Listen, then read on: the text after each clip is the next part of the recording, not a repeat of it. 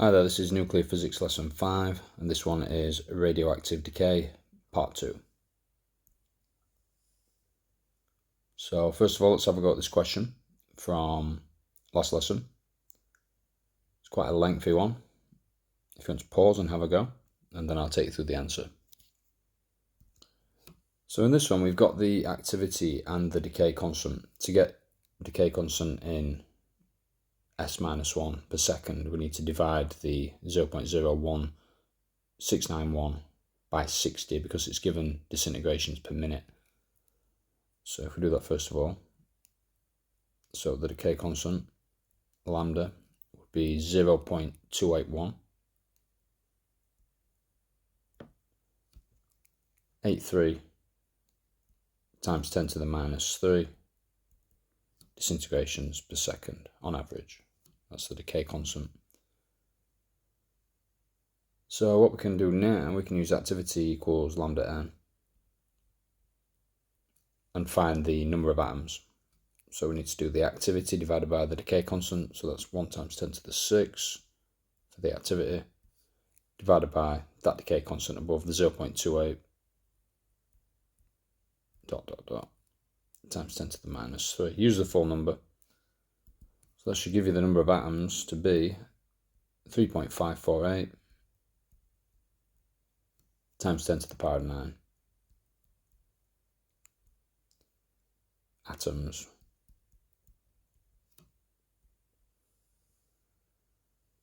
Then what we need to do is calculate the mass of a single radium-228 atom, and then we can calculate the overall mass. So we've got the number of atoms. If we get the mass of an individual one, we can figure out mass. So to do that, we need to use the molar mass, so 228 grams per mole, so 228 grams times 10 to the minus 3 divided by Avogadro's number from last lesson, 6.02 times 10 to the 23. So that gives us the mass of a single radium-228 atom to be 3.787 times 10 to the minus 25 kilos. So to get the total mass, if we've got the mass of each individual atom multiplied by the number of atoms, so times these two numbers together. So 3.787 times 10 to the minus 25 multiplied by 3.548 times 10 to the 9 should give a total mass of 1.3 times 10 to the minus 15 kilograms.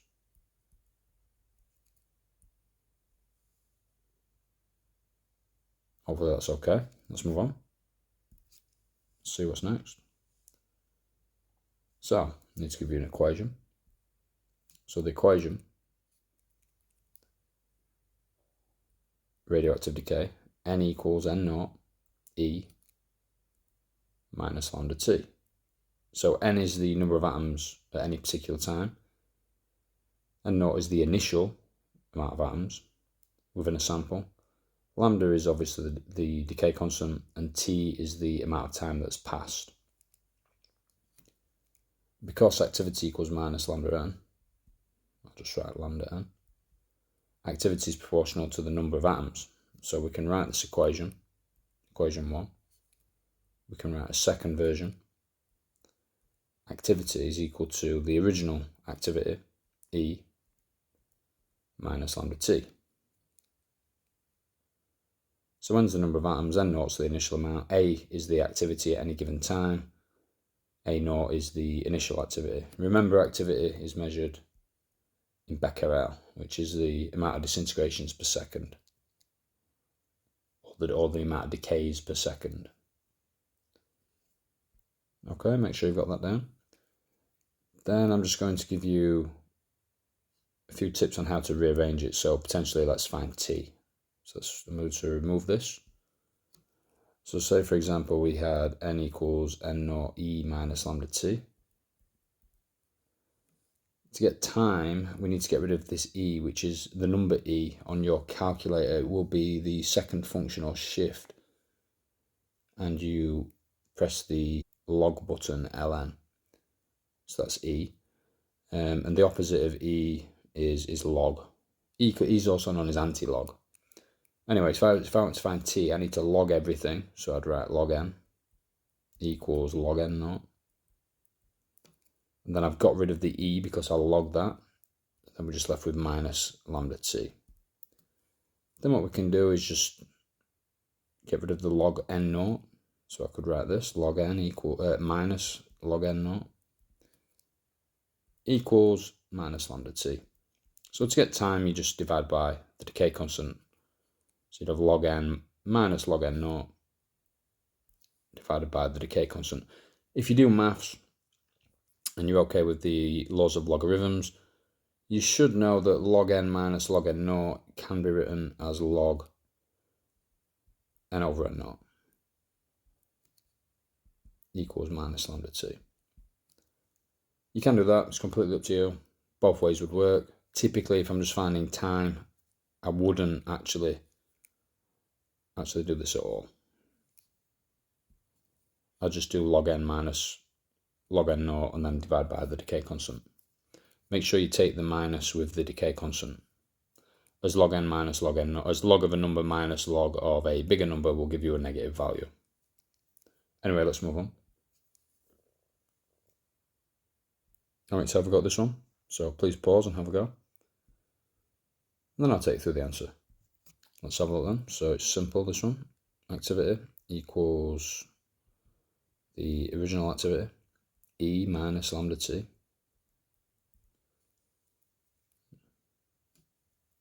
So the activity after 45 seconds will be the original activity, which is 8 times 10 to the 12,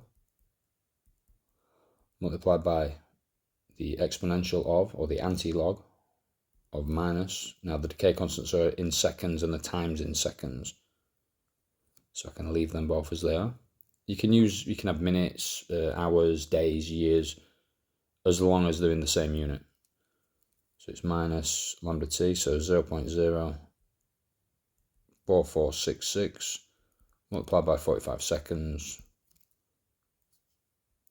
And then put that in your calculator, and that should give you an activity of 1.07 times 10 to the power of 12 becquerel. Hopefully that's okay. Right, let's try a different one. Please remember though, for lambda and t, as long as they're in the same, same unit, seconds, months, we could, I won't advise with months, but seconds, hours, years, that's completely fine. So let's move on. So let's pause and have a go at this one. A sample of radioactive waste has a decay constant of 0.009664 per year. How long will it take for its activity to fall to 25% of its current value?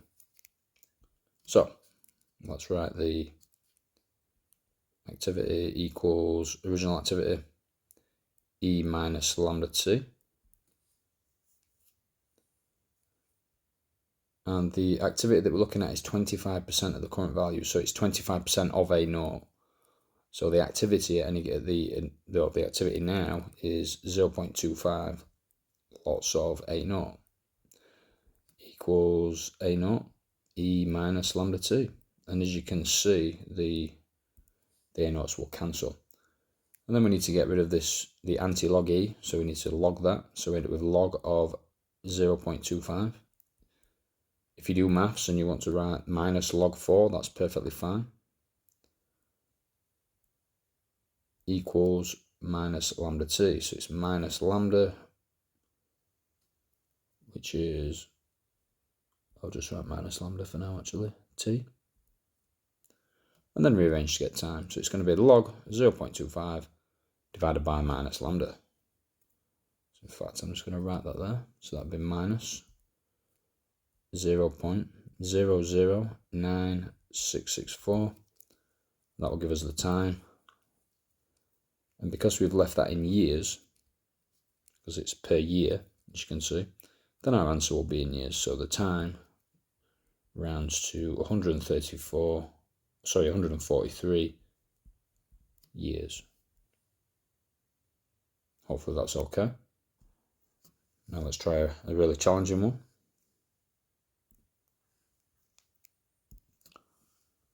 So you want to pause and have a go at this one, and then I'll take you through the answer.